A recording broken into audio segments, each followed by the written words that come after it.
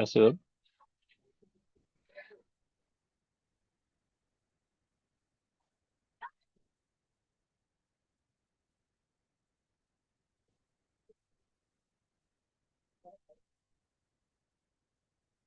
Buzzer kita mulai jam berapa ya? 18.45 atau tunggu Pak Yu join?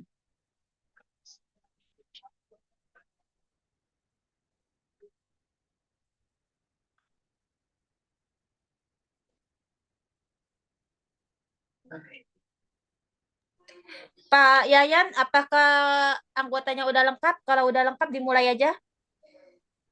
Oh, sudah ada konfirmasi ya dari Pak Yu? Sudah. Oh, baik, baik.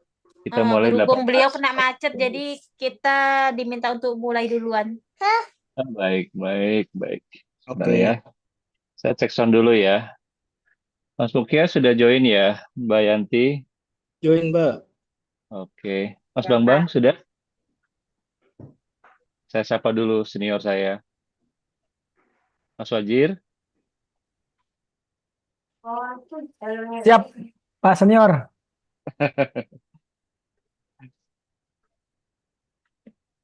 Kita belum mulai kalau Pak Bambang belum confirm nih.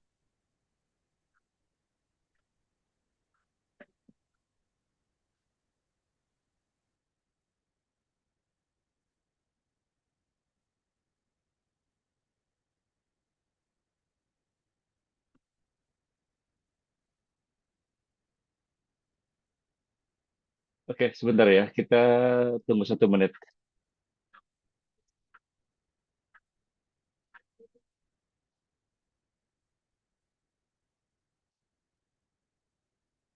Assalamualaikum. Waalaikumsalam warahmatullahi wabarakatuh. Waalaikumsalam Waalaikumsalam. warahmatullahi wabarakatuh. Apa kabar Pak Seniornya Bambang? ada. Alhamdulillah bisa ketemu lagi. Alhamdulillah Mas Bambang. Kita belum mulai kalau belum ada tadi aba-aba dari Mas Bambang. Sesepuh ya. Kita yang Mas yang Bisa aja disepuhin, Kang Pak. Yayan. Baik. Iya, iya. Sama, masih lagi macet-macetan Kang, tapi nggak apa-apa. Alhamdulillah lah, masih bisa ini. Tapi Insya masih Allah. bisa ya, Mas? Bisa Baik. pakai headset Kang, Ya. pakai headset Insya Ya. Allah. Baik, kalau demikian, terima kasih Mbak Sur. Baik, kita buka saja ya sesi malam ini. Bismillahirrahmanirrahim. Assalamualaikum warahmatullahi wabarakatuh. Waalaikumsalam. Salam. Sebelum dilanjutkan, mungkin kita perkenalan lagi, mungkin ya. Kelompok 9 ini punya tema menyusun kebutuhan dan merancang program pembelajaran dan pengembangan. Mungkin nanti masing-masing anggota say hello ya. Nama saya Yayan dengan NIM Sotera. Kemudian ada, silakan Mas Mukia. Saya Mukia dengan NIM tertera juga. Saya Wiramayanti, sebagai anggota. Terima kasih. Topik hari ini adalah kita akan membahas mengenai bagaimana merancang, menyusun kebutuhan program pembelajaran pengembangan atau dikenal di istilah mungkin di perusahaan-perusahaan namanya LND ya, Learning and Development gitu. Mudah-mudahan materi yang sudah di-share ini bisa sedikit mendekati apa yang Pak Yu mungkin harapkan dari materi ini dan mungkin bisa harapannya ke depan bisa membantu kita semua khususnya kami di tim kelompok 9 menjadi semacam bekal untuk memperbaiki di masing-masing instansi organisasi bagaimana proses pembuatan program pembelajaran pengembangan. Oke, mungkin kita mulai. Kita awali dengan sebuah quote yang sangat baik ya. Satu-satunya hal yang lebih buruk daripada melatih karyawan, Anda adalah tidak melatih mereka dan membiarkan mereka tetap di tempat Anda gitu ya. Ini quote dari Henry Ford. Kita tahu Henry Ford ini salah satu pendiri dari force company ya, koordinator. Jadi apa saja yang bisa kita sampaikan malam ini? Oke, mungkin sebelumnya ditambahkan dulu oleh Mas Mugi, silakan. Oke. Pertama kita lihat dari survei dari East Asia Forum yang dikutip dari Desember 2023. Di sini terlihat bahwa populasi di Indonesia itu sekitar 270. Hanya sekitar 10%-nya tenaga kerjanya telah menjalani pelatihan. Nah, itu otomatis dampaknya akan mempengaruhi ke produktivitas nasional yang bisa dilihat tertinggal dengan negara-negara lainnya. Lalu berdasarkan survei berikutnya, apa sih yang diinginkan karyawan dari pelatihan dan pengembangan? Berdasarkan data dari Devlin Peck yang dikutip dari Januari 2024, 93% mereka menginginkan pelatihan yang mudah diselesaikan.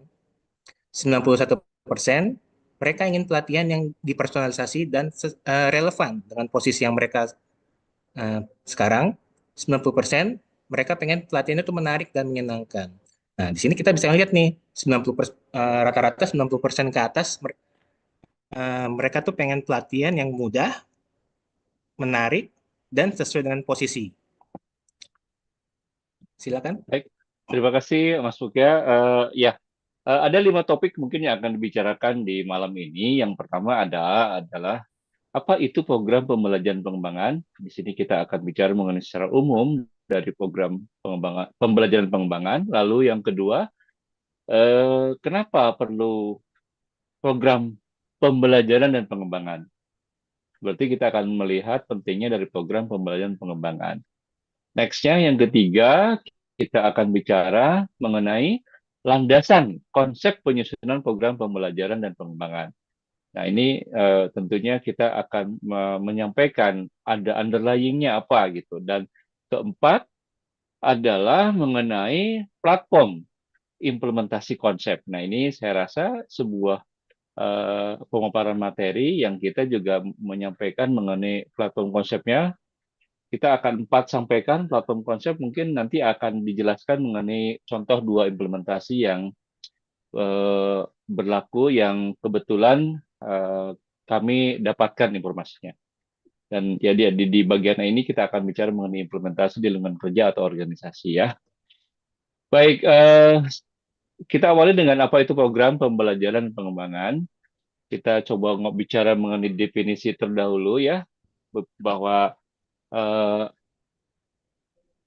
apa itu sebuah program pembelajaran pengembangan merupakan serangkaian kegiatan yang dirancang untuk meningkatkan kemampuan, pengetahuan, dan kompetensi individu atau kelompok dalam organisasi. Jadi ada 3 yang di bold ya, ada peningkatan kemampuan, pengetahuan, kompetensi. Teman-teman mungkin apa sih kemampuan? Kemampuan yang dimiliki seorang seperti skill atau keahlian. Nah, kalau kompetensi itu biasanya lebih tinggi. Jadi kemampuan seseorang dalam melakukan tugas dan pekerjaannya. Jadi tingkatannya mungkin kompetensi ini lebih tinggi dari kemampuan ya.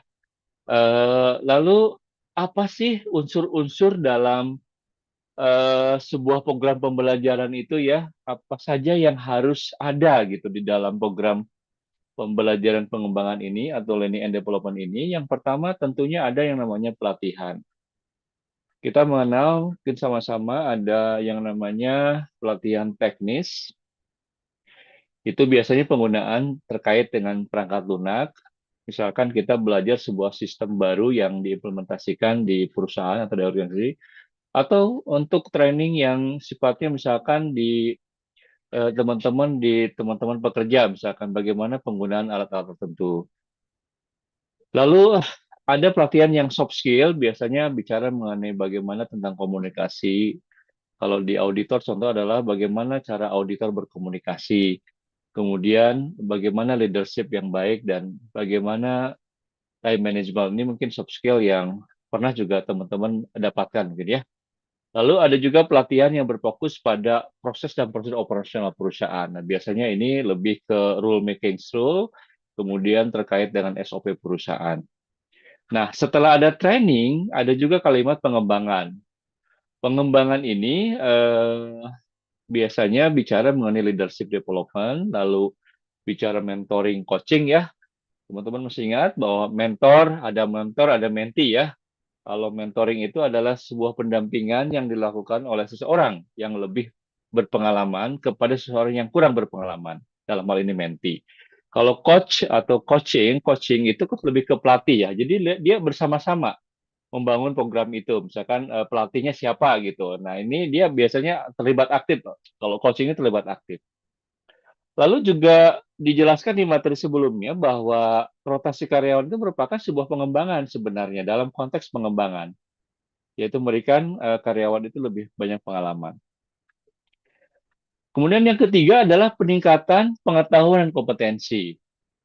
Program ini sering melibatkan contohnya kursus dan pembelajaran berbasis pengetahuan untuk memperbarui sesuatu ya, untuk pengkinian gitu, pengkinian dari sesuatu yang sebelumnya kemudian ada the latest-nya, ada yang update-nya baru diberikan kembali. Lalu meningkatkan pengetahuan teknis dan bisnis karyawan seperti kurs online, pelatihan berbasis web, seminar, workshop dan sertifikasi dan pelatihan profesional. Nah, yang terakhir yang dalam konteks pembelajaran pengembangan itu ada evaluasi dan umpan balik ya. Pasti kita sering sebelum masuk training itu ada free test dulu, biasanya memahami atau pengen tahu seberapa peserta itu memahami konteks yang akan diberikan. Setelah itu diukur dengan post test terkait pemahaman materinya. Lalu ada juga penilaian kinerja untuk melihat dampak perubahan keterampilan dan perilaku. Dan terakhir ada umpan balik ya dari peserta. Biasanya peserta dikirimin kuesioner, kemudian sejujurnya harus mengisi apa sih yang kurang atau yang sudah baik gitu ya. Itu syarat dari sebuah ideal program pembelajaran dan pengembangan. Nah itu mungkin teman-teman bagian A, kita lanjut ke bagian konten kedua mengenai kenapa perlu program pembelajaran dan pengembangan. Nah, kalau tanya kenapa perlu, berarti kita harus tahu manfaat program pembelajaran dan pengembangan ini ya. Nah, manfaat ini sebenarnya lebih ke karyawannya ya, lebih ke karyawannya, tapi ada juga bagian ke perusahaannya. Yang pertama adalah jelas meningkatkan kualitas kerja.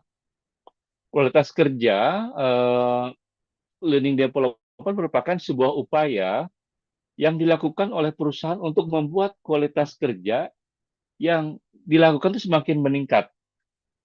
Jadi kalau training and development tidak meningkatkan kualitas kerja, berarti boleh dikatakan gagal ya. Lalu yang kedua, nah ini mungkin yang beberapa tidak menganggap hal ini sebuah manfaat, tapi menurut kami ini adalah menguatkan employer branding ya. Jadi apa sih employer branding? Suatu hal yang berkaitan dengan cara karyawan mempresentasikan diri sebagai bagian dari perusahaan. Nah, jadi tentunya akan membuat semacam branding lah di perusahaan tempat kita bekerja. Hal itu akan menjadi daya tarik tersendiri buat employee-employee atau calon-calon pekerja untuk bergabung dengan perusahaan ya. Oke, yang ketiga adalah meningkatkan retention rate karyawan. Nah, di beberapa perusahaan yang besar dan yang sudah katakan sudah stable bahwa tentunya mereka mempunyai sebuah ukuran atau matrik yang bisa mengukur berapa sih retentionnya,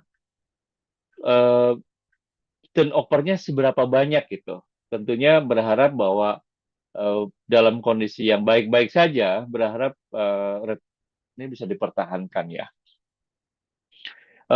Ada melansir Gallup, laporan Gallup 59% saya bacakan, milenial yang menjadikan kesempatan belajar dan bertumbuh dalam bekerja menjadi poin utama saat mereka melamar kerja ya.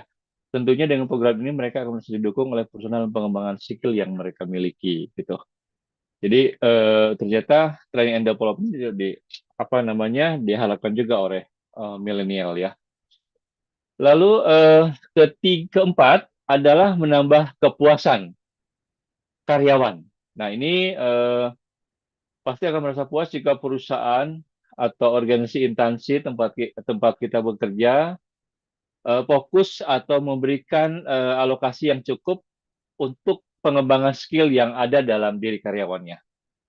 Dengan adanya hal tersebut, saya yakin bisa menimbulkan loyalitas ya yang tinggi dari karyawan dan harapannya bisa meningkatkan kinerja dari karyawan tersebut.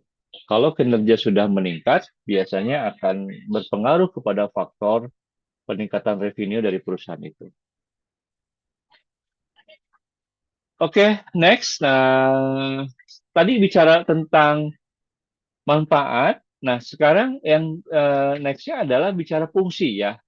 Jadi kalau fungsi ini lebih ke sisi perusahaannya. Karena perusahaan juga sendiri concern gitu terhadap ini ya.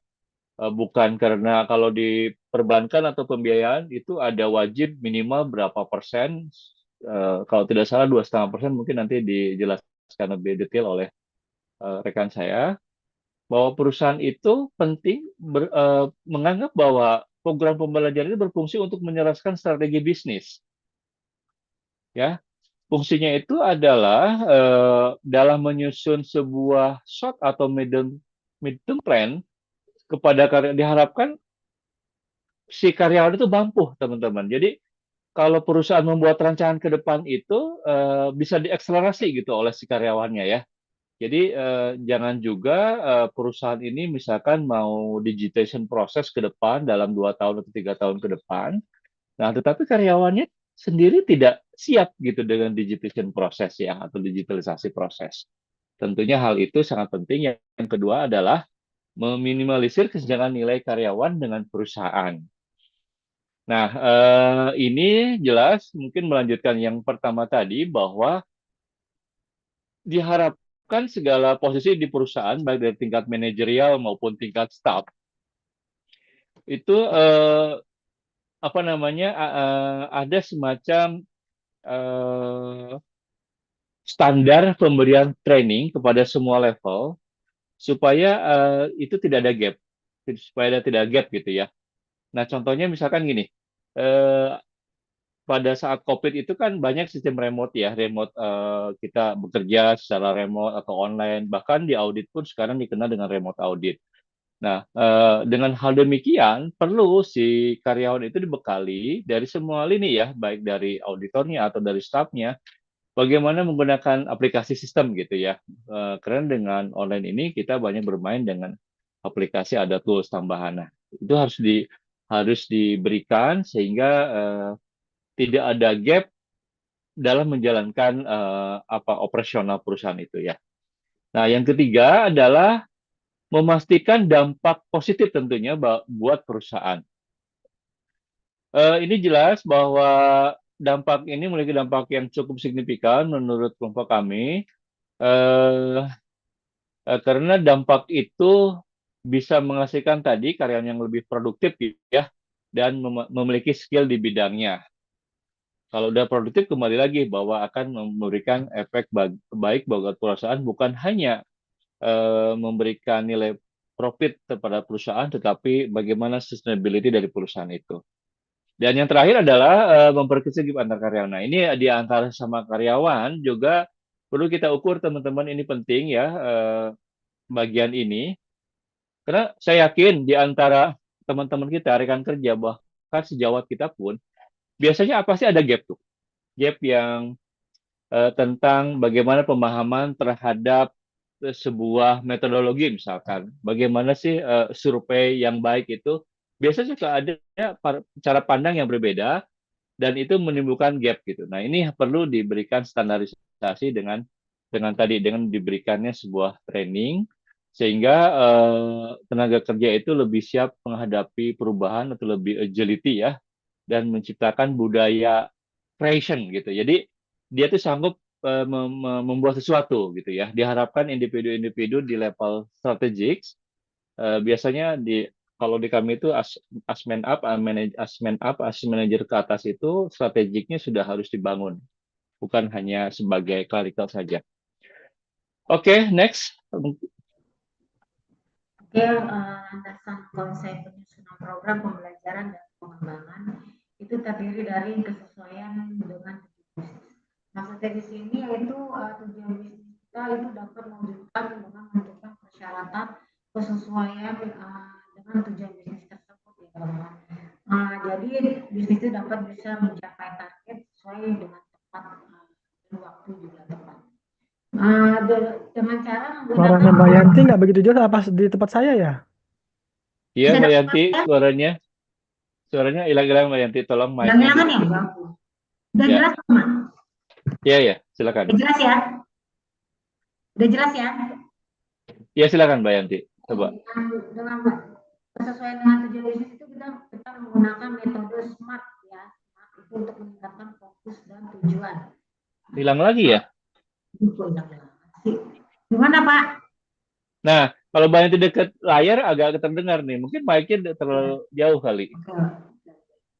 Oke, dengan melakukan SMART itu meningkatkan kejelasan tentang fokus tujuan, lalu melakukan riset pasar ya untuk mengetahui kebutuhan dan harapan pelanggan, lalu analisa kompetitor juga pengaruh untuk mengetahui posisi perusahaan itu dibandingkan dengan kompetitor lain bagaimana, dan konsultasi dengan stakeholder ya untuk mengetahui kebutuhan dan harapan perusahaan.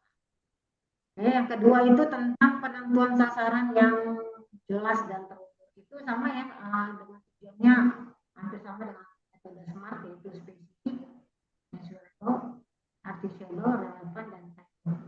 Yaitu spesifik itu kita sasarannya harus jelas dan spesifik ya. Spesifik. Measurable ya sasarannya juga harus yang terukur ya.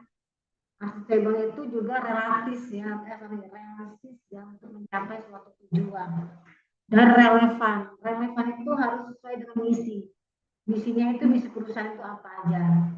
Dan time-bound itu sasaran untuk memiliki tenggang waktu yang jelas. Nah, teknologi dan inovasi ini Suaranya kurang jelas ya. Suaranya kecil. Bentar Pak, segede ini Pak. Udah dengar suara Pak? Udah jelas Pak? Udah jelas Pak Bambang? Jelas. Jelas ya? Belum makan kali ya Mbak Yanti ya. Udah makan Pak. Oke, kita lanjut ya. Dengan teknologi dan inovasi ya. Inovasi dan teknologi itu adalah jodohan ya Pak ya.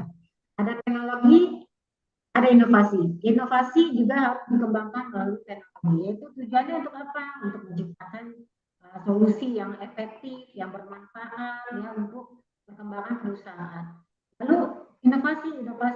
Inovasi teknologi yang memberikan banyak manfaat juga untuk meningkatkan kualitas hidup, untuk mendorong pertumbuhan ekonomi ya. Contohnya itu kayak kendaraan otonom, itu teknologi atau WhatsApp ya, WhatsApp yang kita ketahuinya, dan digital ya. Lalu dengan TNA ini analisis tentang kebutuhan pelatihan.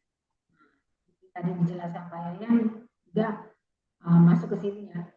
Karena setiap perusahaan itu pasti karyawannya itu membutuhkan yang namanya pelatihan atau training. Itu biasanya kalau training itu kan yang awal untuk sangat penting untuk menyusun program diklat ya. Nah, program ini diproses untuk menjadi tanggung jawab Mbak Yanti. Maaf suaranya terlalu kecil. Baiknya di kamera dimatikan dulu jadi bisa jelas suaranya. Boleh ya, dimatikan. Oke. Nah, untuk mengetahui kemampuan karyawan tersebut, untuk menyusun program diklat ya, proses ini biasanya menjadi tanggung jawab seorang HRD atau departemen ya Mbak. Itu direncanakan secara matang sebelum programnya trainingnya itu dimulai. Jadi pendukungnya itu memastikan bahwa pelatihan yang diselenggarakan itu sesuai dengan strategi bisnis. Lalu keterlibatan dalam komite manajemen. Nah, keterlibatan manajemen ini kok namanya manajemen ini kan fokus ke puncaknya atau level tertinggi dalam sebuah perusahaan. Ini harus pengaruh ya. Jadi tujuannya apa? Tujuannya ya untuk meningkatkan tujuan bersama, meningkatkan suasana yang harmonis yang di lingkungan kerja, menumbuhkan rasa cinta juga terhadap perusahaan dan atasan, memberikan reward pula pada prestasi yang dicapai karyawan. Jadi dibilangnya bahwa metode perusahaan dengan manajemen itu adalah sebuah perhatian ya terhadap karyawan itu sendiri. Lalu evaluasi dan feedback ya. Feedback itu dapat berupa konteks atau pekerjaan, berupa pendidikan pula dan untuk mengembangkan diri. Makanya jangan menyampaikan feedback secara segera mungkin ya, jadi nggak terlalu lama. Lalu memberikan contoh dan saran spesifik untuk perbaikan, evaluasi berkala pula secara harian, mingguan, atau triwulan yang untuk membantu meningkatkan hubungan antara atasan sama bawah. Nah, ketujuh tentang penyusunan metode pembelajaran ya. Metode pembelajaran itu ada blended training, ada learning, ada juga simulasi pelatihan ya, macam-macam ya. Jadi ada yang blended, ada yang masuk offline, ada yang online ya, secara Zoom ya, juga tatap muka. Kalau simulasi training itu lebih ke prakteknya langsung ya. Prakteknya langsung, yang langsung diterapkan oleh karyawan itu sendiri. Dan di learning, kalau learning itu berupa video ya, video, teks, atau audio, itu juga nggak dipilih aja mana yang kira-kira yang bagus ya, yang sesuai. Lalu yang kedelapan itu personalisasi dan fleksibilitas manusia ya. Jadi personalisasi itu kemampuan untuk menyesuaikan pengalaman berdasarkan kebutuhan referensi mereka. Dan sementara fleksibilitas itu kemampuan untuk beradaptasi terhadap perubahan. Fleksibilitas itu macam-macam ya, ada yang di dunia kerja, ada juga yang dalam manajemen. Nextnya langsung di anggaran dan sumber daya. Nah ini juga sama misalnya dulu ya, anggaran dan sumber daya. Ada anggaran, ada sumber daya. Itu hubungannya erat ya. Di mana anggaran merupakan keuangan yang terperinci. Jadi segala anggaran itu harus juga melalui pengawasan yang ketat ya, pengawasan ketat, anggaran berisi kerja juga harus ketat, penggunaan teknologi digitalnya seperti apa dalam menggunakan anggaran harus jelas gitu. Khususnya penggandaan efisien, merencanakan anggaran dan efisien itu harus terperinci dan harus mempunyai bukti ya untuk mengeluarkan anggaran. Jadi nggak sembarang mengeluarkan. Lalu sumber daya keuangan memungkinkan perusahaan untuk melakukan investasi pula, ekspansi juga, dan pengembangan produk dan termasuk juga masuk ke pelayanan dan jasa. Oke, next. Lalu berikutnya saya akan menjelaskan tentang platformnya ya. Nah, platform sini tuh toolsnya apa sih kira-kira yang bisa digunakan? Yang pertama, untuk analisis kebutuhan, di sini kita merangkum ada Microsoft Power BI, Google Forms, sama SurveyMonkey. Yang biasa kita kenal itu Google Forms sama SurveyMonkey ya. Yang sering kita pakai buat ngisi kuesioner lah. Berikutnya itu model pembelajaran. Sebenarnya model pembelajaran itu ada banyak, tapi yang kita rangkum, yang kira-kira mayoritas dipakai, itu ada 3. Yang pertama, 70-20-10. Berikutnya Adi, sama yang terakhir Kirkpatrick. Nanti kita akan jelaskan satu persatu. Berikutnya untuk platform pembelajarannya. Nah, kalau platform pembelajaran nih, kalau di UHAMKA kayak OLU istilahnya ya. Nah, kalau di sini ada 3 juga, yaitu ada Moodle, Talent LMS, sama SAP Litmos. Berikutnya untuk alat penilaiannya, scoringnya, itu ada ClickUp, KISS, sama Linov HR. Lalu untuk alat kolaborasinya, di sini ada Microsoft Teams, Google Meet, sama Zoom Workspace. Nah, ini mungkin udah pada pakai ya untuk di unit kerja masing-masing ya. Berikutnya untuk pembelajaran berbasis proyek. Nah, ini ada Microsoft Project, ada Asana, sama Trello. Lalu berikutnya yang terakhir adalah pengukuran dan analisis data. Ya, ini lebih ke arah statistiknya ya. Di sini ada Google Analytics, Bupra, sama Clicky. Nah, mungkin ada pertanyaan ya, bisa nggak sih cuma satu tool saja gitu, all in one gitu? Ada. Nah, tapi saya jujur aja, karena kayak saya bukan di HR, jadi kayak saya kurang paham juga ya. Nah, tools yang saya tahu yang all in one itu ada Microsoft 365 atau Microsoft 365, terus ada Google Workspace, sama Zoho One. Nah, itu semua yang saya lihat itu premium, jadi harus berbayar, harus di-subscribe. Tapi untuk detailnya nanti bisa kita saling sharing lah yang bekerja di HRD atau sama Pak Yu juga silakan monggo. Lalu berikutnya saya akan menjelaskan tentang konsep model 70-20-10.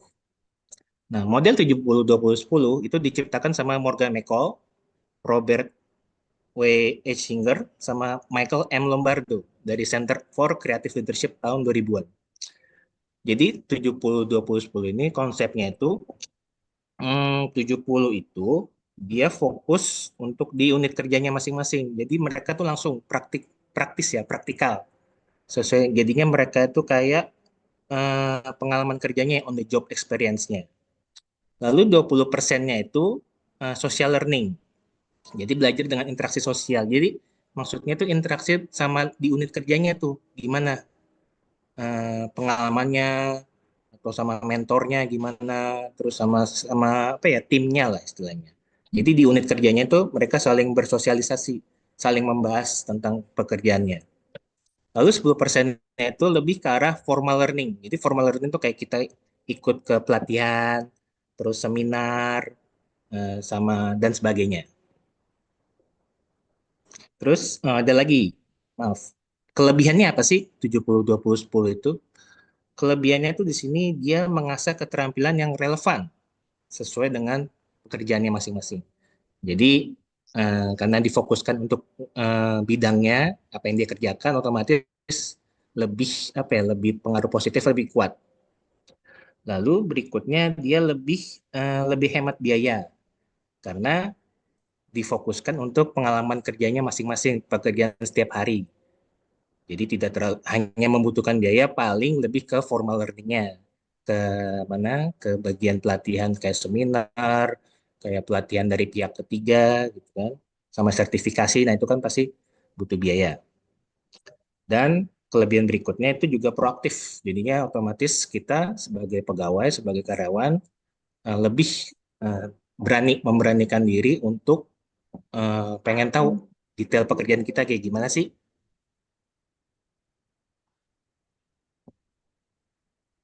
Lanjut metode ADI. Ada konsep ADI ini yaitu perencanaan tentang pembelajaran yang terdiri dari 5 tahap. Ya. Bisa didengar ya suara saya, Pak? Jelas ya? Ya, ya. Bisa jelas. Oke, itu terdiri dari analyze, ya, desain, pengembangan, pelaksanaan atau implementation, dan evaluation. Jadi metode ADI ini dapat digunakan Oke, kalau di saya sih suaranya nggak jelas ya, tapi nggak ngerti kalau di teman-teman. Memang Mbak Yanti suaranya itu hilang dan pergi, datang dan pergi gitu. Nah, suara saya yang mana? Dengar nggak? Ya Atau pakai datang, headset kali? yang pergi Atau Mbak Yanti pakai sayur-sayur. headset nggak ya? Saya pakai headset, tadi nggak pakai headset. Coba mic-nya ditempelin Mbak Yanti.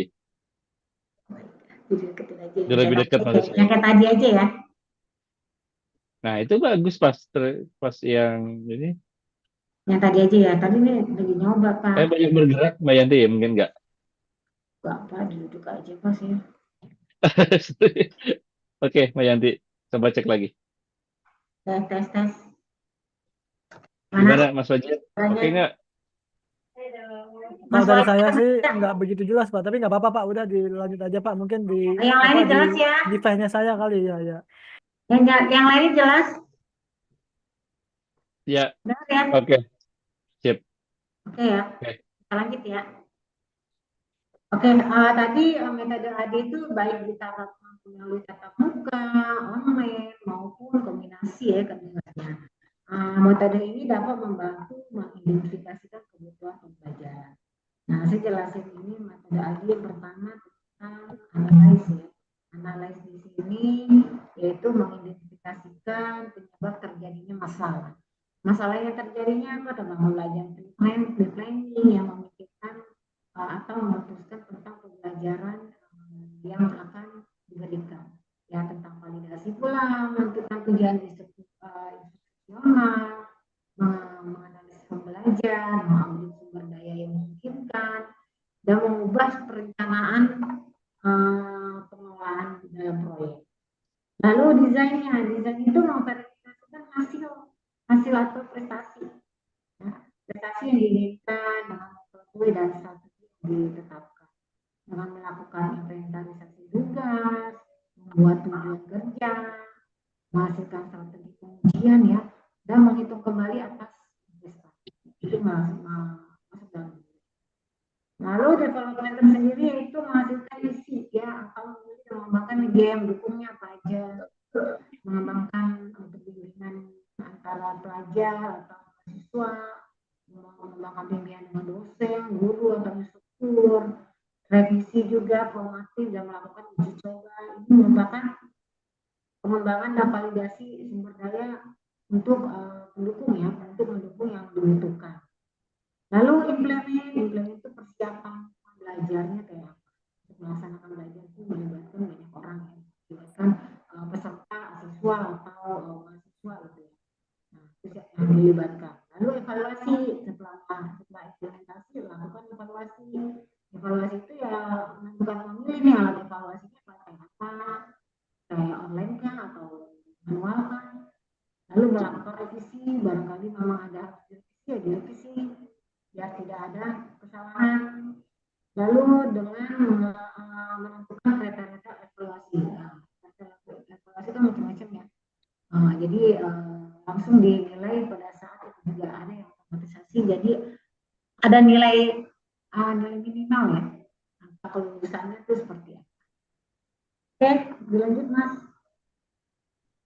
Baik, oke. Kita lanjut ke model ketiga. Suara saya cukup jelas teman-teman ya. Ini model yang cukup banyak digunakan juga. Model Kirkpatrick ini dikenalkan oleh Donald Kirkpatrick PhD. Konsep tersebut awalnya merupakan subjek penelitian dari disertasinya pada saat melatih dokter ya. Nah, di sini ada 4 piramid ya, bagian piramid. Yang pertama kita baca sama-sama adalah pertama adalah reaction, jadi reaksi gitu. Reaction ini apa sih? Jadi pada tahap awal konsep dari evaluasi Kirkpatrick ini melalui tim learning and development-nya LND itu akan meminta pendapat dari berbagai pihak. Jadi mungkin ada logo smile, ada logo agak kecut gitu ya. Pertanyaan tersebut mengurusi pada kepuasan peserta pelatihan. Apakah peserta pelatihan merasa relevan dengan tugas sehari-hari, misalnya seperti itu ya. Kemudian perusahaan menggunakan masukan dan umpan balik tersebut untuk bahan evaluasi pelatihan.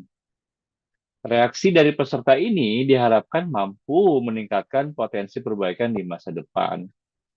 Pelatihan reaksinya titik balik untuk mengembangkan kemampuan kompetensi individu ya. Lalu setelah reaction itu kita di level 2-nya adalah pembelajaran atau learning-nya.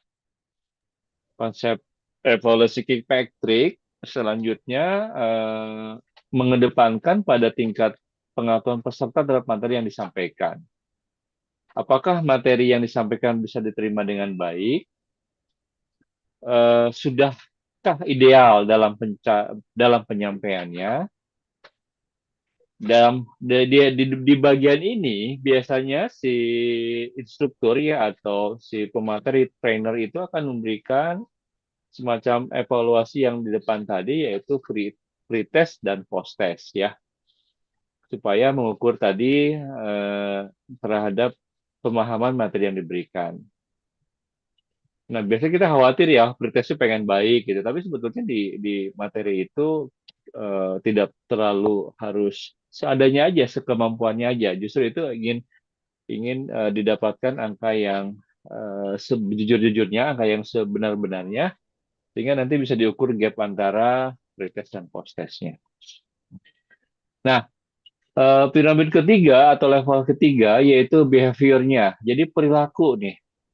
Perilaku dari peserta pelatihan. Kita suka agak lupa bahwa ternyata perilaku juga bagian yang diamatin gitu.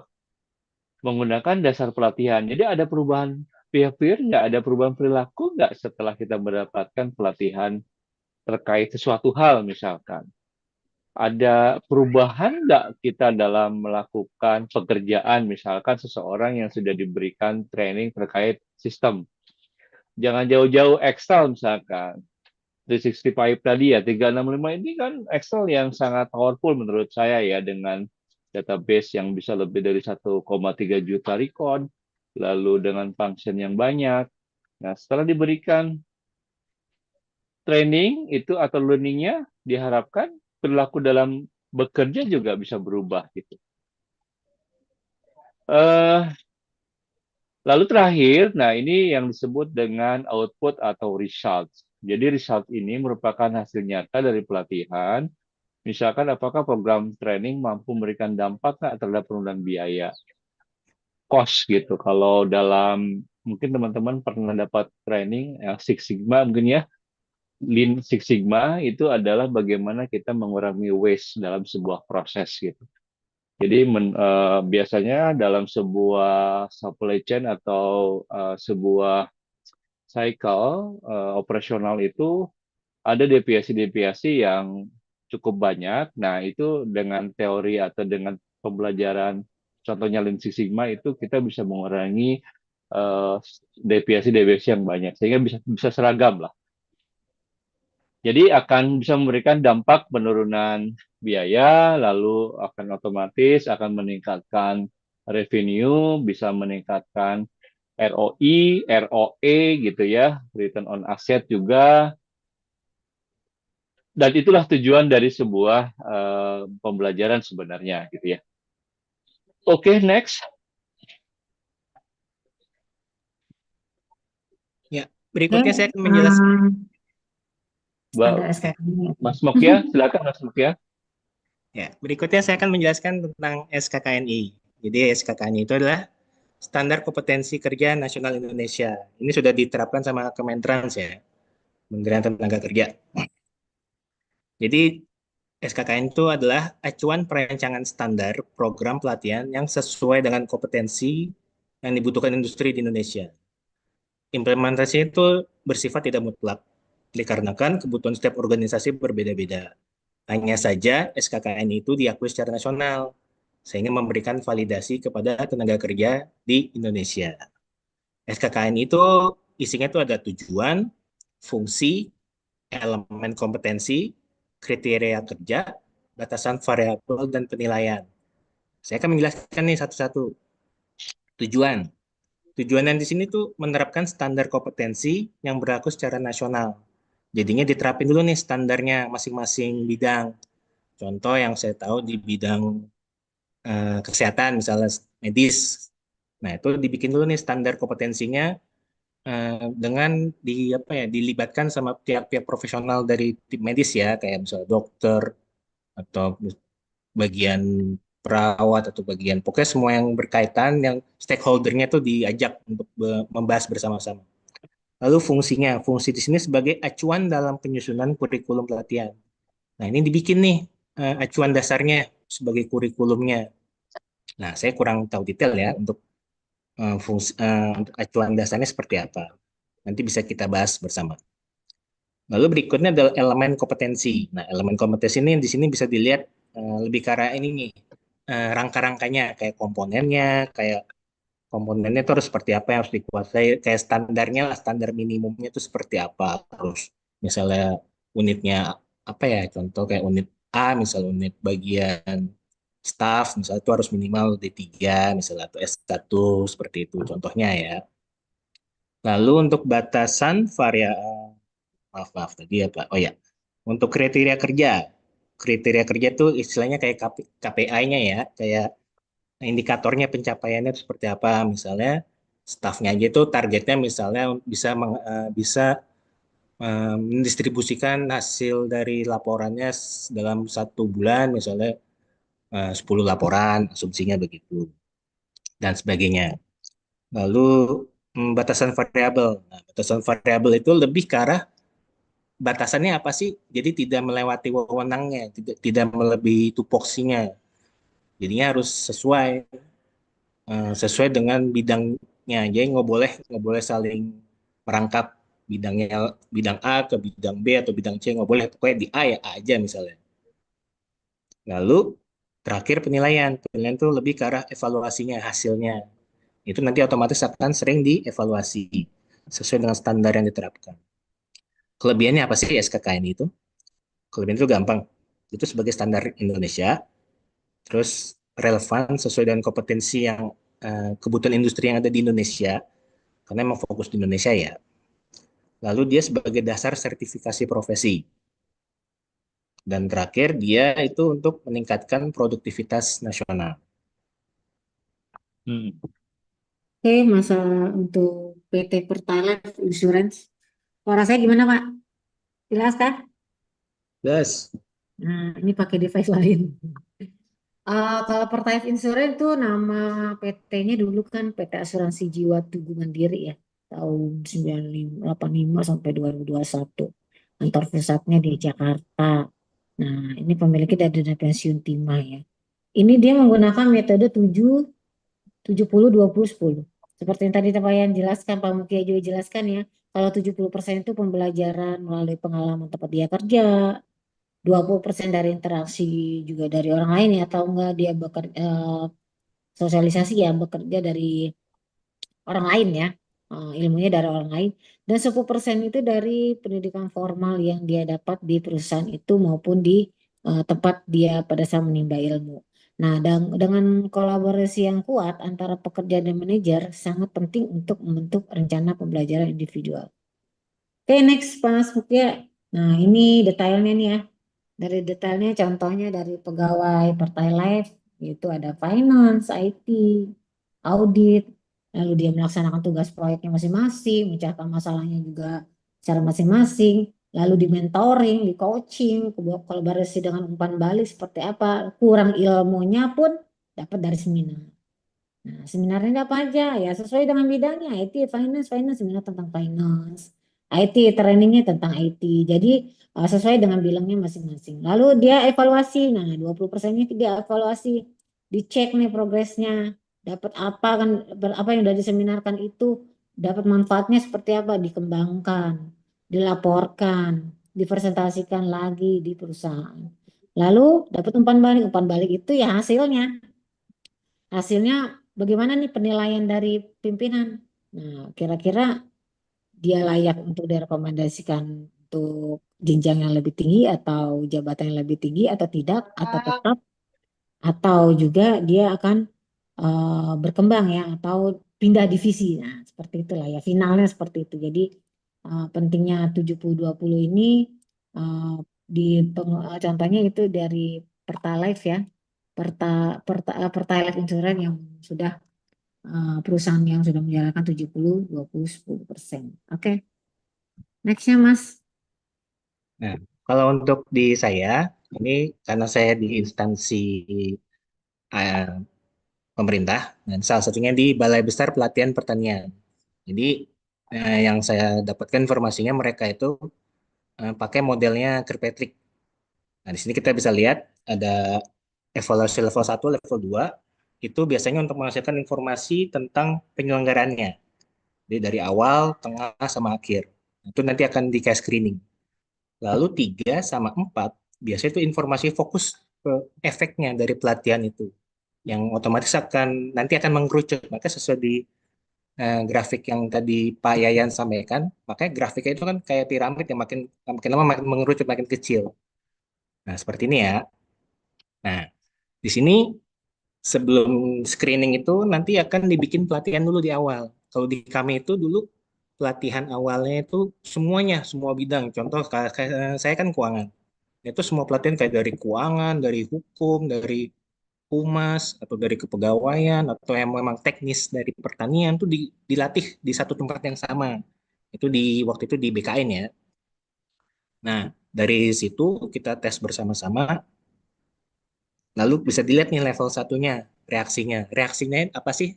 Reaksi dari kita yang melakukan pelatihan. Nah, di situ saya melihat tuh beberapa reaksi yang positif, ada reaksi yang netral, ada yang reaksi yang cenderung negatif gitu kan. Nah, itu hasil dari pelatihan awal itu dari BKN dikirim ke bagian SDM kita masing-masing. Nah, dari situ bisa dilihat nih. Nanti dari SDM kita itu, dari kepegawaian kita akan menilai, oh nih kira-kira yang positif akan lanjut untuk ke pelatihan berikutnya. Tapi yang kalau yang misalnya negatif, mungkin di stop aja karena nggak akan ngefek apa-apa, percuma istilahnya. Nah, setelah itu kan mengerucut tuh ke level 2 pembelajaran. Nah, dari pembelajaran ini nanti lebih ke arah review. Di review dulu nih, kira-kira untuk pelatihan lanjutan ini mereka yang misalnya lanjut dipelajari nggak dengan baik dan benar, misalnya untuk meningkatkan potensinya ya masing-masing. Setelah itu mengerucut lagi ke level 3 perilaku. Nah, perilaku di sini sikap kita selama di unit kerja kita gimana sih, diterapin nggak ya hasil dari pelatihan itu. Jadi unit kerja kita tuh jadi lebih kelihatan positif atau netral atau mungkin negatif. Nah, di situ akan disaring lagi, di screening lagi bagi mereka yang bagus. Nah, ke level 4 maka biasanya akan ada promosi secara vertikal, yaitu dari eselon 4 atau eselon 3, eselon 2, eselon 1. Itu teknisnya lebih sulit ya, tapi maksudnya seperti itu gambaran umumnya.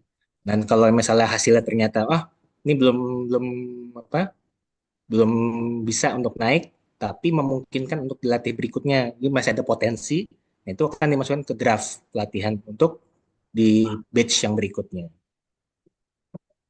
Sekian, terima kasih. Baik, syukuran, terima kasih Mas Mukia, Mbak Yanti. Eh, ya, penutup mungkin ya, sebelum diskusi bahwa harapannya dari pemaparan materi ini yang dirasa oleh kami cukup lengkap dari pendahuluan, definisi, background, lalu kita menampilkan atau menyajikan semacam konsep pilihan, tidak ada yang baik, tidak ada yang lebih baik gitu ya, semuanya bagaimana kebutuhannya, bagaimana risk appetite-nya, bagaimana kompleksitas dari perusahaannya. Harapannya kita di setelah ini mungkin punya kemampuan ya untuk bisa merancang, menyusun program pembelajaran dan pengembangan ini. Mungkin itu saja presentasi yang bisa kami sampaikan di malam ini. Selebih dan kekurangannya mohon maaf.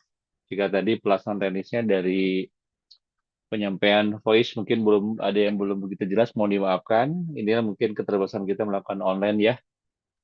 Itu saja, terima kasih. Assalamualaikum warahmatullahi wabarakatuh.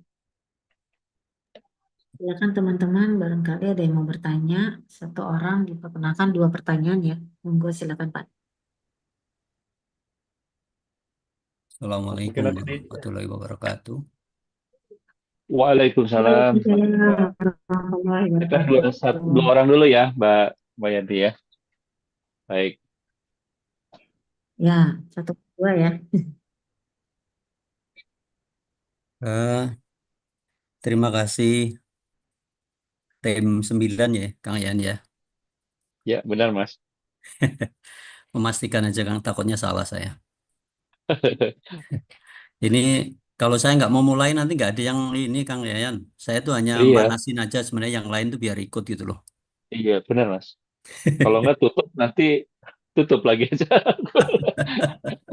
Ini sharing Kang Yayan ya. Jadi Monggo Mas. ada 2 hal Bebas aja saja yang Mas. mungkin yang saya pengen sharing ya. Pertama adalah memang presentasinya cukup keren banget lah, keren. Dan cukup lengkap lah. Ada data survei, ada ini semuanya lah.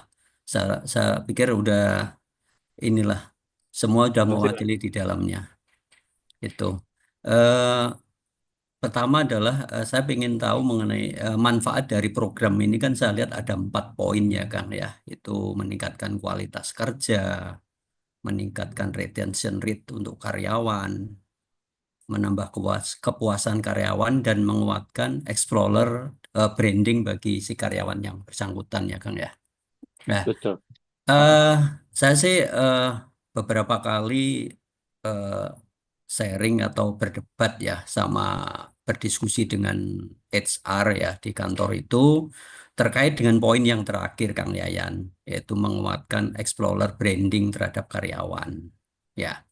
Kalau tadi kalau nggak salah sempat disebutkan bahwa dengan manfaat ini karyawan lebih produktif, karyawan malah lebih lagi kata-kata loyalitasnya lebih meningkat dan sebagainya ya. Nah, Itu yang kata-kata loyal itu terkadang malah berkebalikan yang terjadi saat ini. Jadi mereka memiliki kemampuan atau kompetensi yang cukup tinggi sehingga kompetensi ini sangat challenging sekali dengan di pasar, Kang. Di pasaran Hmm, luar gitu iya loh. iya iya. Artinya Oke oke. ya, artinya orang ini memang memiliki kelebihan karena sudah masuk kriteria dalam arti mereka harus mendapatkan pelatihan karena mereka memang punya satu standar yang tadi juga ditentukan oleh teman-teman bahwa untuk memenuhi pelatihan itu harus ada standarnya, pemilihannya, istilahnya memiliki kualifikasi enggak untuk ikut pelatihan dan sebagainya. Nah, ternyata kebanyakan dari kualifikasi itu mereka di atas rata-rata pada umumnya. Nah, itu makanya yang saya tadi sampaikan sering berdebat dengan HR itu di situ, Kang. Kenapa ya mereka malah tidak loyal, tapi malah mereka lebih banyak mereka akhirnya di hiring di tempat lain ya.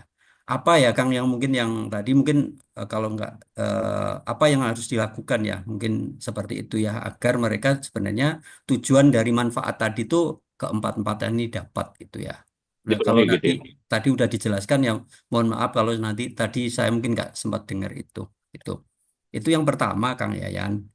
Yang kedua itu saya mungkin ingin dipilihkan satu metode ya, atau tadi kan ada beberapa metode atau tipe pelatihan bagi kaum, misalkan kalau di kebetulan kami di rumah sakit tentunya yang implemented, Kang, artinya yang langsung bisa diaplikasikan karena dalam bentuk pelayanan ini kan bukan dalam bentuk memberikan servis ya, tapi melakukan satu tindakan. Itu mungkin itu pertanyaan kedua itu aja sih mungkin Kang Yayan. Terima kasih Kang Yayan sharing hari Terima ini. kasih Ya, Mas. Iya. Assalamualaikum.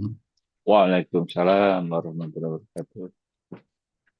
Mbak Yanti dicatat dulu kita ya pertanyaan dari Mas Bang ya. Eh, mungkin kita satu sesi satu orang lagi kali Mas Mbak Yanti ya. Mas Mukia ya. Ya, Pak.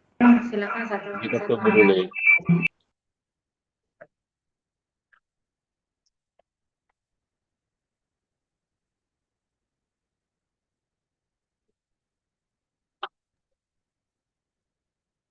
Harusnya ini dari Mas Farisal itu. Kelihatannya beliau kan di bidang ini ya. Oh iya Mas bisa Jadi diskusi dengan Mas Farijal ya. lebih keren kalau Dan beliau bisa masuk. kita colek aja Mas Farijal nih. Langsung menjawab pertanyaan Pak Bang. Izin lanjut dulu aja, Pak. Saya menyimak dulu ya, Pak. Ya oke Mas. Sambil menunggu kita coba jawab ya Mas Mukia, Mbak Yanti ya. Mungkin ada bagian teman-teman yang masih belum kepikiran, terus mungkin ada yang masih di perjalanan juga ya. Hati-hati di jalan nih. Mbak Adit udah nyampe, Mbak Adit. Oke, baik. Tadi menarik pertanyaan Mas Bambang. Seperti ideal untuk tidak ideal gitu ya Mas. Bahwa manfaat itu bagian keempat tadi Mas Bambang ya. Mungkin saya bacakan lagi bahwa menambah kepuasan karyawan salah satu manfaat dari program LND ini, Learning and Development ini. Dengan demikian akan meningkat loyalitas. Tapi justru sebaliknya. In realita, cuma saya nggak tahu berapa besarnya gitu ya, Mas. Apakah kalau ditanya dari 100 orang, 100 orang itu merasa puas, lalu karena kepuasan itu sehingga dia berkompetisi hanya berapa orang gitu ya. Hal itu memang terjadi, Mas. Biasanya terjadi pada pelatihan yang sangat spesifik, yaitu sertifikasi biasanya. Sertifikasi akan keahlian tertentu ya, apalagi yang sertifikasi internasional atau sertifikasi yang terkait dengan IT. Biasanya itu menambah apa namanya nilai jual dari orang karyawan tersebut. Nah, hal itu nggak bisa dihindari tentunya ya. Nanti Mas mungkin tambahkan ya. Tidak dapat dihindari karena memang itu ada pasti menjadi bagian yang menjadi end response si karyawan tadi, pengayaan buat si karyawan tadi. Nah, hal yang bisa dilakukan oleh company, kalau kita sisi company, eh, jadi sebenarnya nih saya kalau lihat di judulnya itu seolah-olah kita dalam konteks perusahaan ya, atau direktur atau bagian HR yang ingin menyusun program ini. Atau kalau ada spesifik mungkin di perusahaan saya ini bukan HR lagi, tapi departemen tersendiri atau divisi tersendiri ya divisi L&D. Biasanya Mas Bang, kita akan menerapkan semacam term and condition di mana kalau orang tersebut mengambil sertifikasi dengan sertifikasi internasional atau nasional yang mempunyai value dari sisi cost investasinya lumayan, itu kita akan ikat, Mas. Nah, pengikatan ini saya rasa fair enough gitu. Karena tentunya setelah karyawan tersebut mendapatkan sesuatu, harus bisa dulu dikembangkan di perusahaan tempat dia bekerja. Ditambah dengan, jadi training itu bukan hanya udah training ya, Anda training LSS, Lean Six Sigma misalkan. Kemarin Lean Six Sigma Green Belt misalkan ya, yang hijau, yang level 2. Level 2, level 1 ya, level Green Belt ya. Nah, setelah itu dia akan assignment sebuah project, Mas Bambang dan teman-teman. Orang tersebut akan di assignment, tolong Anda buatkan dulu project di divisi Anda menggunakan implementasi ini. Jadi memang hitung-hitungan akhirnya. Bukan sekedar men-treat lagi karyawan, membahagiakan karyawan dari satu sisi. Jadi keempat manfaat itu dan ke bagian fungsi di bawahnya itu harus terpenuhi. Jadi bukan hanya kamu pengen enak ya, pengen bekerja dan memberikan training udah bebas. Enggak seperti itu Mas pada kenyataannya. Nanti Mas Rijo mungkin boleh nambahkan, tapi ada beberapa term and condition yang di disampaikan dan harus disetujui di awal gitu. Bahwa Anda minimal ikatan dinas atau tidak boleh resign selama 2 tahun ke depan, dan tolong Anda buatkan project di bagaimana divisi Anda mengimplementasikan terkait dengan hasil training itu. Itu mungkin Mas. Oke, Mas Babang, nanti mungkin boleh ditanggapin kalau ada. Mas mungkin bisa dibantu pertanyaan nomor 2, Mas. Oke. Nomor 2 dari Mas Nah, Babang. pertanyaan nomor 2 itu tentang metode kebutuhannya, Pak ya. Kebutuhan Iya, pengembangan itu karyawan, Mbak Pak. Yanti, yang tepat di rumah sakit. Nah, ini kalau secara keseluruhan ya, nggak di rumah sakit aja ya, Pak. Jadi Boleh tadi nanya di rumah sakit, silakan. kalau di rumah sakit ya hampir sama ya, tentang ada metodenya ya, training atau pelatihan sama ya Pak Bambang ya. Di rumah sakit juga ada trainingnya kan ya. Ada pelatihannya juga ya Pak, cara menangani pasien seperti apa ya Pak. Eh, Lalu metode Dari konsep pendidikan, yang 4 tadi mungkin Mbak Yani. Jadi betul Pak Yan itu. lalu metode pendidikan juga dari pelatihan juga harus ada pendidikannya ya. Pelatihan oke, pelatihan sama dengan pendidikan, tapi kalau pendidikan itu saya rasa tuh dasarnya ya, dasar untuk mendapatkan pendidikan kita mendapatkan pelatihan kita harus punya pendidikan dulu di bidangnya apa, baru pelatihan itu tinggal diasah aja. Lalu nanti metodenya ya bisa juga magang Pak, magang di rumah sakit barangkali bisa, atau magang di perusahaan lain untuk mengembangkan ini ya kemampuan dia ya dalam bekerja nanti ya. Lalu ada sertifikasi itu juga kayak model uji kompetensi gitu ya. Uji kompetensi kan ada tuh dari BNSP misalnya atau enggak dari lembaga pemerintahan kayak saya kan lembaga sertifikasi Kemnaker. Jadi itu lebih lebih punya daya nilai plus lah ya. Jadi tuh orang tuh nggak, kalau dibilang tuh kalau nggak ada nilai sertifikasi itu kurang afdol ya, kurang kurang keren lah gitu ya. Jadi kurang diakui ya, meskipun dia punya pendidikan S2 ya, tapi nggak ada uji kompetensinya tetap aja kayaknya masih kurang Pak. Ya, jadi tuh nilai nilai tambahnya itu besar. Lalu pengembangan karyawannya juga dengan job program pengembangan ya, tanggung jawab posisinya di mana, seperti apa ya. Lalu buat kelompok kerja itu juga pengaruh juga untuk metodenya ya, metode untuk kebutuhan. Lalu promosi juga bagus tuh. Promosi, studi banding itu pengaruh dalam metode itu sendiri. Workshop ya, terutama workshop pada seminar hampir sama ya, tapi lebih ke workshop itu kan lebih ke ini ya, lebih besar ya dibanding pelatihan. Kalau pelatihan kan hanya segelintir orang ya. Pelatihan itu maksimal 30 aja udah nggak enak Pak ngajarnya. Ya. Kalau workshop kan secara keseluruhan ya. Jadi ya pengalaman aja yang didapat, tapi nggak kurang menyerap gitu. Gitu Pak Bambang. Yang lainnya bisa ditambahkan Mungkin barangkali. Mas Mukia mungkin yang menambahkan mengenai Mata baik konsep Pak yang Mutia, ada monggo Pak 4 Mutia. tadi.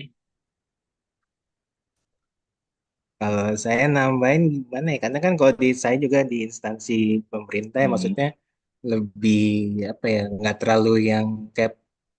Seingat saya anggaran buat pelatihan itu nggak terlalu banyak ya. Seingat saya nggak tahu jumlah nominalnya berapa. Mungkin bisa ke Bu Dita ya. Bu Dita kan juga di bidang learningnya nih, learning di Kemenq ya. Jadi mungkin bisa sharing ya. Kalau di saya tuh lebih anggarannya tuh sebenarnya banyak, tapi realisasinya kurang. Sempat ada permasalahan di situ. Jadi otomatis kayak di relasi anggaran sebenarnya banyak. Seingat saya tuh sekitar berapa ya? Sekitar ada 20 M-an seingat saya di tempat saya Mas itu. Mukia, pertanyaan Mas Bambang itu lebih ke apakah model tentang Ya, 70-20-10 atau lebih ya. tepat mana? Kalau untuk modelnya, kalau Bebas di mungkin ya, tempat saya, ya kalau di modelnya sih emang tadi Kirkpatrick ya. Tapi buat saya pribadi Patrick sih, ya. ya Kirkpatrick ya untuk model pelatihannya itu emang udah ada ininya Mas, udah ada ininya Pak. Penelitiannya dengan Kementan. Jadi otomatis itu udah fix sih emang punyanya Kementan gitu loh di situ. Untuk model yang lain 70-20-10 saya juga kurang tahu apakah diterapin di tempat lain karena kan bisa aja beda-beda ya, bisa aja. Itu aja Ya, sih dari kami. baik Mas Bambang, mungkin kalau pendapat saya, kebetulan saya menerapkan program yang 70-20-10.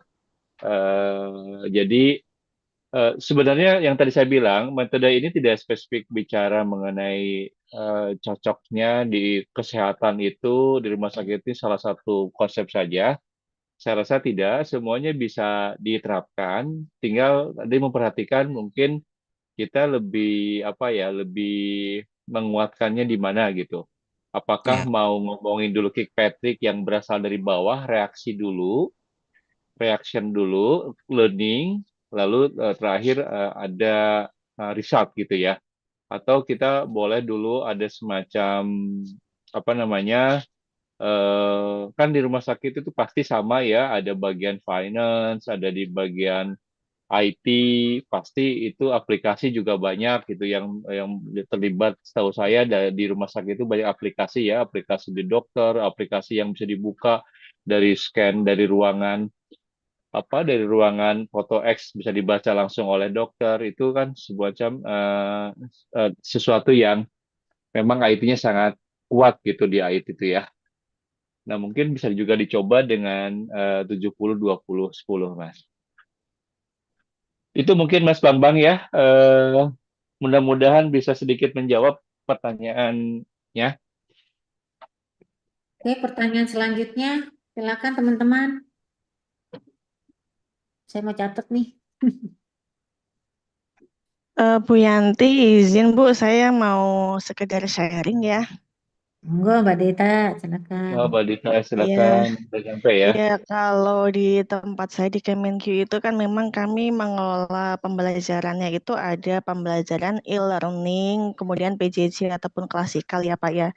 Itu metode yang kami gunakan memang sama sih menggunakan Kirkpatrick yang mana semua pelatihan tuh pasti kami konsep ada reaksi level 1 dan level 2 tuh pasti ada. Ada kalanya level 2-nya tuh ujian, ujian praktek ataupun sekedar kita proses. Nah, seiring dengan munculnya pemahaman tentang konsep 70-20-10 itu, nah kami mengamini teori itu Pak Yayan. Sehingga saat ini sejak tahun lalu tuh kami gencar mempromosikan tentang istilahnya pembelajaran terintegrasi.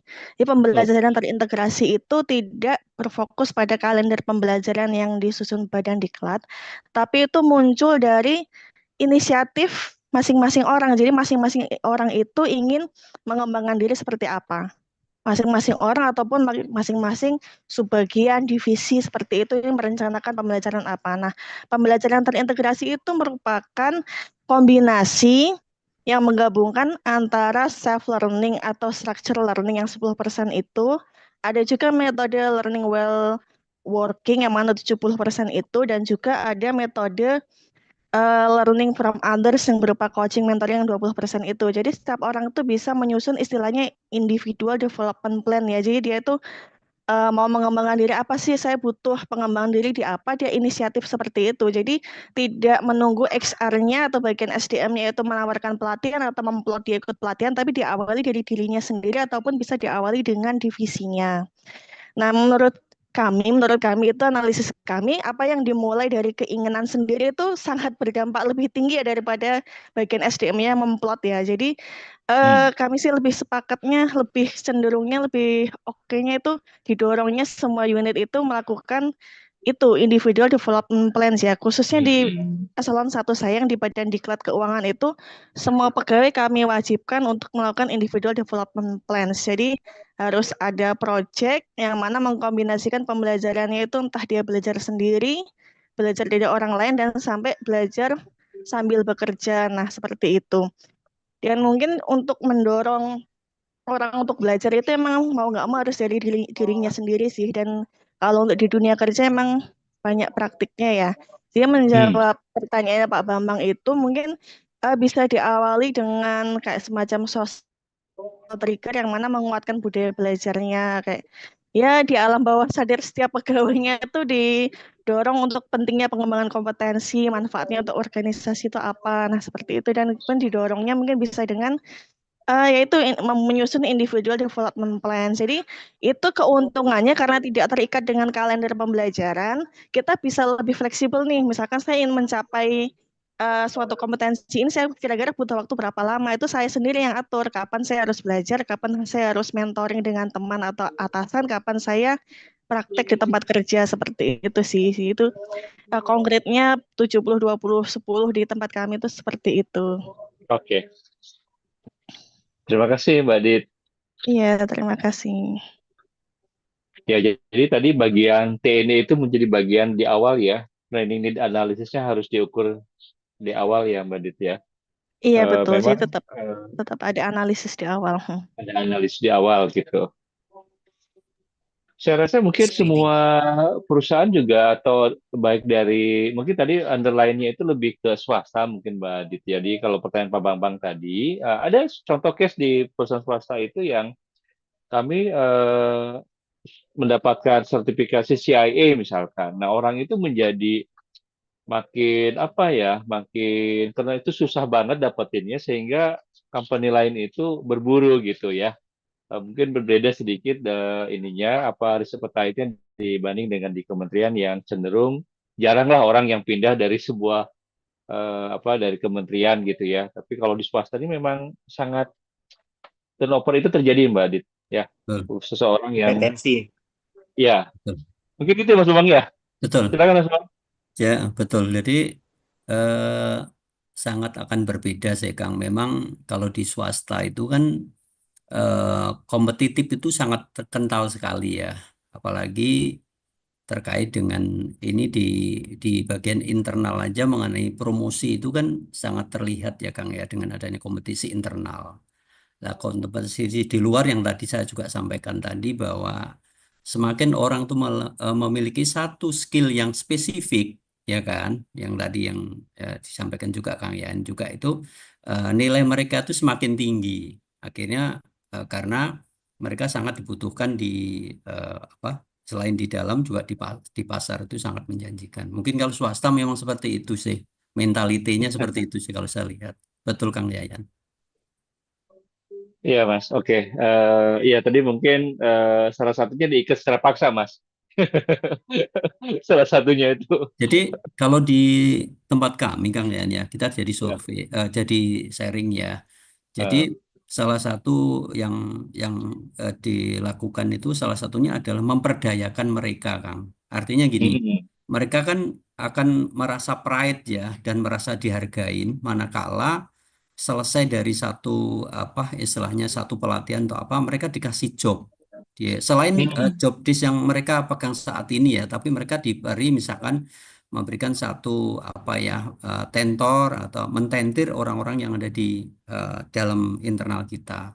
Jadi dibuatkan satu media pelatihan yang mereka yang sebagai guidance-nya atau mereka sebagai instrukturnya itu secara mm. kontinu sehingga mereka oh iya ya ternyata saya punya manfaat lain di luar yang tadi Kang. Karena manakala ini ada dua hal ini kalau mereka setelah selesai memiliki skill yang bagus tapi dia hanya bekerja untuk dirinya sendiri. Tidak menutup kemungkinan mereka akan lompat keluar karena wah aku kelihatannya di sini sudah mentok ini seperti itu. Tapi kalau mereka dikasih wadah untuk melakukan mengeksplor apa yang dia pelajarin dan mungkin dia biasanya passionnya di situ ya pasti akan lebih suka sih. Mungkin itu sih yang saat ini bisa dilakukan sih Kang Yan. Salah satunya memang yang yang utama adalah Iya, sampaikan Kang Yayan tadi sih, memang mereka harus ada apa statement di awal sih, mereka seperti itu. Itu sih Kang yes. Yayan. Oke, sudah ketemu ya Mas ya. Mungkin hampir semua mungkin ya dari teman-teman juga mudah-mudahan sepakat bisa jadi semacam salah satu solusi ya.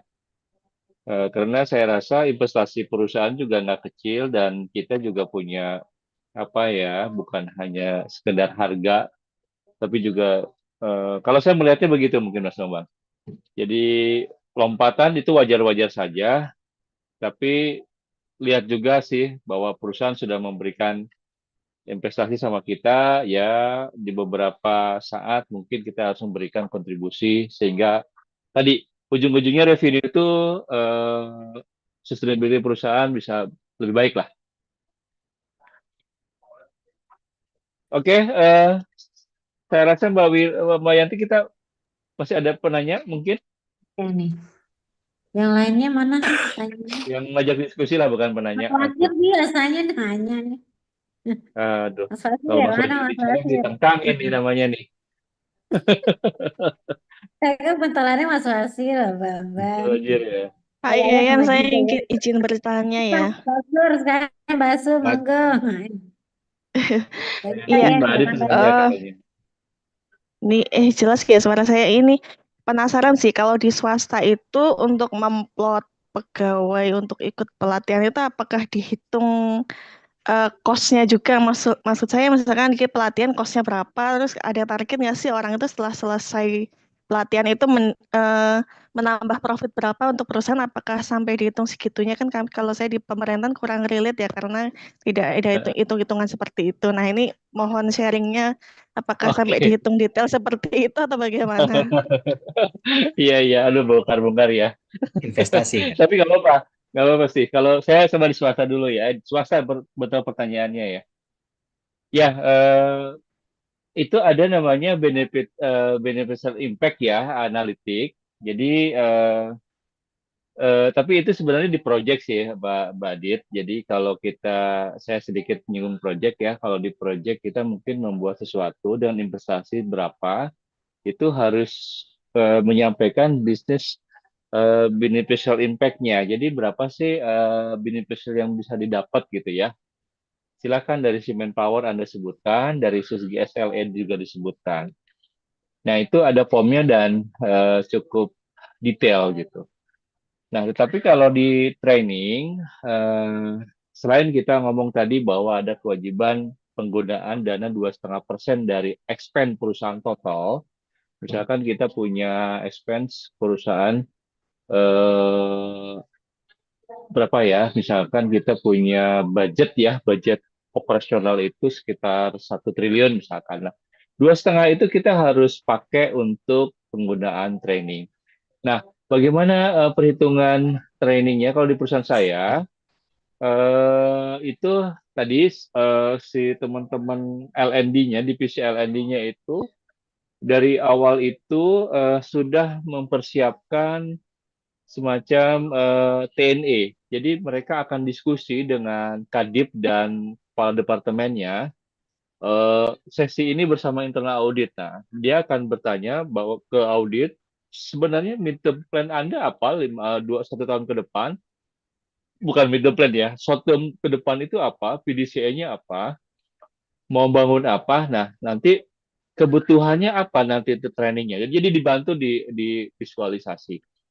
Ternyata misalkan kami butuh hard skill, butuh soft skill, butuh sertifikasi misalkan. Jadi kita akan hitung. Oh baik, nah tapi dia nggak ngomongin berapa sih, Anda jangan lebih dari 200 juta ya 1 tahun ini. Enggak, mereka nggak gitu sih Mbak Adit. Jadi mereka itu nanti akan pooling dulu. Oke, timnya internal audit butuh 1 orang sertifikasi ini, 1 orang sertifikasi tentang COVID, misalkan ya COVID Foundation, 1 orang tentang quality apa audit quality. Kemudian ada training soft skill dari eksternal 2 kali.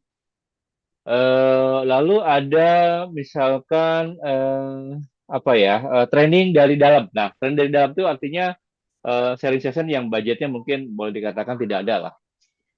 Jadi sebenarnya tidak bicara lebih detail bahwa ditentukan jangan lebih dari sekiannya belum.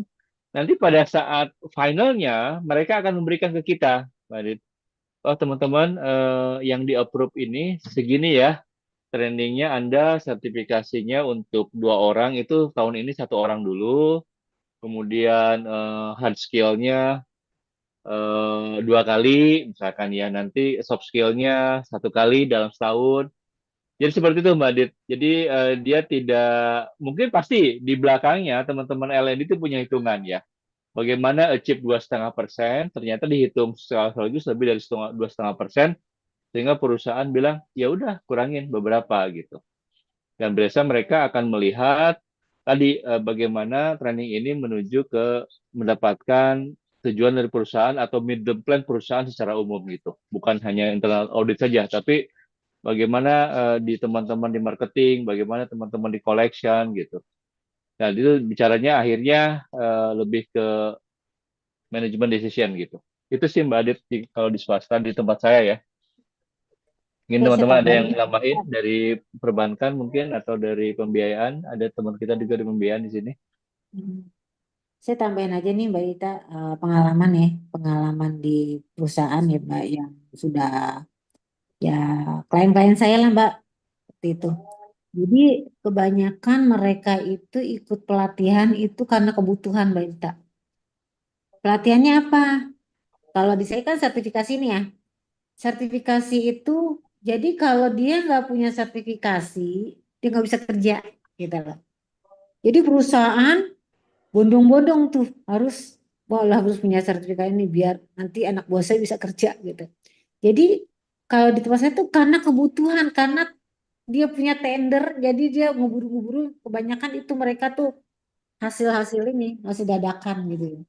Karena itulah karena ya cost-nya pengaruh cost lah. Masa gara-gara training tendernya jadi melorot gitu kan. Kan mereka kan pasti ngeluarin berapa ratus juta sih training straight. Sedangkan tendernya dia punya miliaran. Ini kan yang dibuangnya seratusan juta-jutaan kan dibuang kan untuk mendapatkan tender yang lebih besar. Itu karena kebutuhan. Yang kedua itu karena sumber daya manusia sumber daya pekerjanya itu agak kurang ya. Jadi kerja tanpa memikirkan dia sendiri, keselamatan dia asal. Jadi kerja asal aja gitu ya. Nggak ada standarnya. Kalau saya kan di bidangnya K3, jadi standar itu nanti kerja beres, udah gue pulang ke gajian gitu.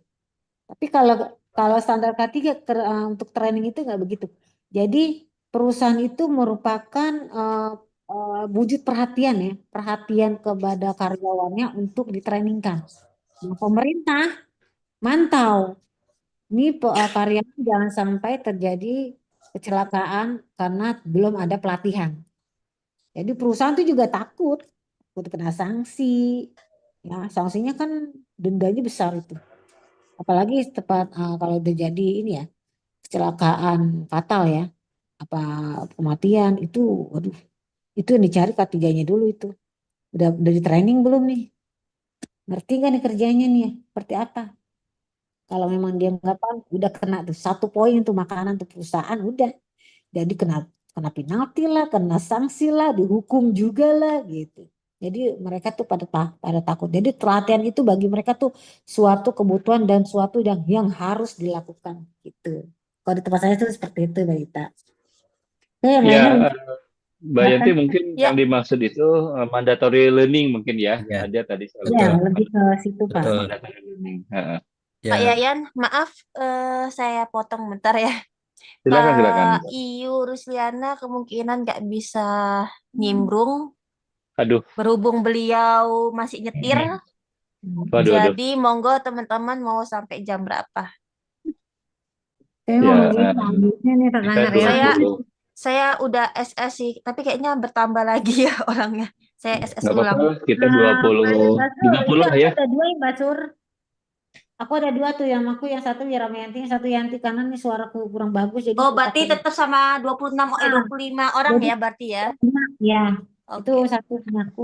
Soalnya tadi Pak Iyu WA saya Iya. japri baru saja Hmm, beberapa menit yang lalu. tidak memungkinkan ya. Tapi nggak diulang kan, Mbak Sur? Hah? lulus Kang Enggak, Mbak, enggak. Insya lulus. Allah, Nggak. insya Ya, Allah udah dianggap Lulus, sudah presentasi. lulus Aman, insya Allah aman. Kayak saya kumulat. kemarin juga aman. kamu. Saya pikir diulang lagi, nanti Mas Babang kelamaan lagi jadwalnya. Iya, ini kita sampai jam berapa ini? Ini udah jam Kang, 8. Kang Jayan, mungkin saya mau sharing dengan Boleh. Mbak Dita dari pertanyaan Mbak Iya, Dita. iya. Silakan, silakan. Jadi Bagus ya. Monggo, Mas. biar pas gitu yang ditanyain beliau tuh. Jadi Hmm. kalau di swasta itu sangat rigid ya Mbak Dita ya mengenai budget Mbak Dita. Jadi setiap tahun itu di masing-masing divisi mereka mengajukan budget itu ya. Profilnya adalah berdasarkan revenue yang atau kontribusi dari masing-masing bagian itu ya gitu. Jadi sangat clear ya. Jadi eh, makanya biasanya di masing-masing divisi itu mereka memiliki kesempatan secara bergilir gitu kan. Karena memang budgetnya nggak se, sebebas yang atau sebesar yang ada di BUMN seperti itu. Jadi walaupun di apa istilahnya di Jan budget itu disetting setiap awal tahun, jadi kayak raker gitu ya, menentukan budget termasuk training itu. Tapi bisa aja itu tidak bisa dipenuhin atau tidak bisa direalisasi karena kondisi dari eh, kontribusi tadi, kebetulan itu tadi pembiayaan. Oh iya ternyata pencapaian di satu divisi itu mereka di bawah 70% atau 80%, ya udah berarti trainingnya loss. Jadi memang kompetitif sekali. Jadi mereka untuk mendapatkan training itu perlu upaya. Itu salah satu apa yang dibangun di swasta seperti itu. Apa istilahnya money making money lah seperti itu ya. Jadi orang membuang uang harus mendapatkan uang gitu. Seperti itu sih sampai seperti itu taitnya ya. Jadi kalau orang cuman ya nanti itu tadi loh Mbak Dita, artinya mereka tuh supaya nanti setelah mereka training mereka punya manfaat yang lebih dibanding orang yang belum menjalankan itu, dan mereka punya loyalitas yang tadi sampaikan Kang Yayan juga itu.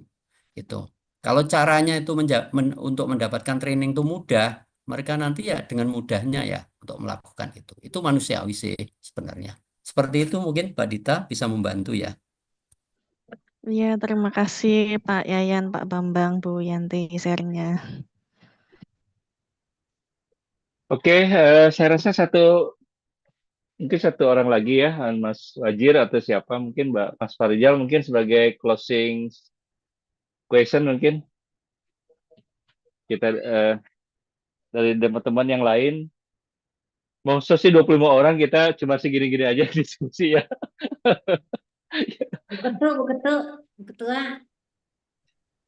Izin Pak, kalau saya nanya mah mungkin nggak ini ya, bingung mau nanya apa. Sharing aja Mas. Pak, sharing.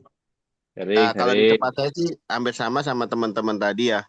yang dikatakan terkait people development program itu ada di kami, dan kebutuhan sebenarnya sih kebutuhan pelatihan atau sertifikasi betul yang dijabarkan tadi sama Bu Yanti ya, bahwa kebutuhan pelatihan dan sertifikasi itu karena tuntutan dari Kementerian Betul, betul. Tenaga Kerjaannya, karena di Perusahaan ke ya ini gimana? Betul.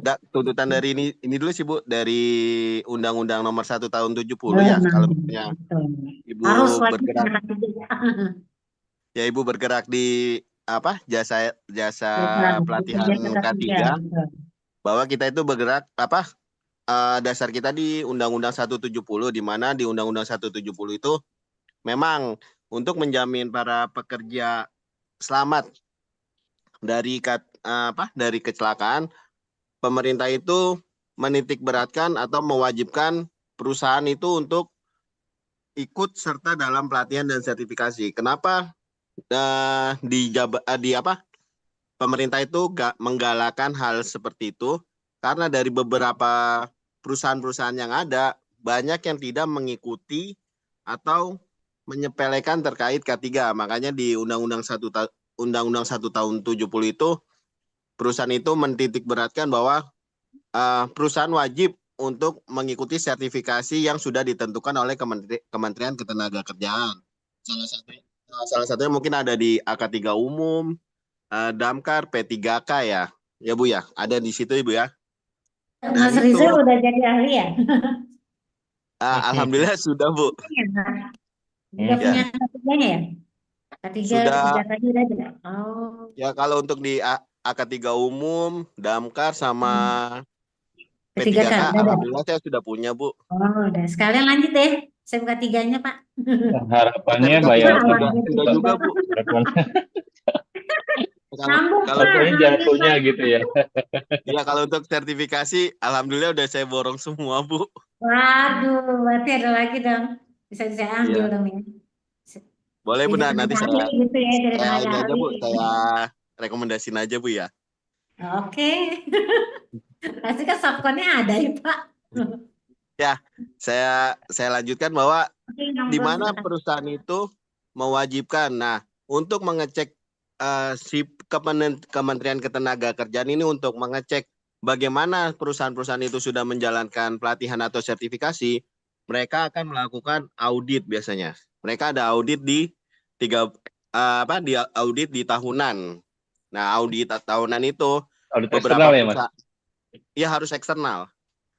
Nah, audit tersebut ada juga yang ingin perusahaannya itu mendapatkan sertifikasi ISO 45001 dan juga pelatihan sertifikasi internalnya itu yang dalam negerinya itu ada di SMK 3 yang tadi disebutkan Yanti.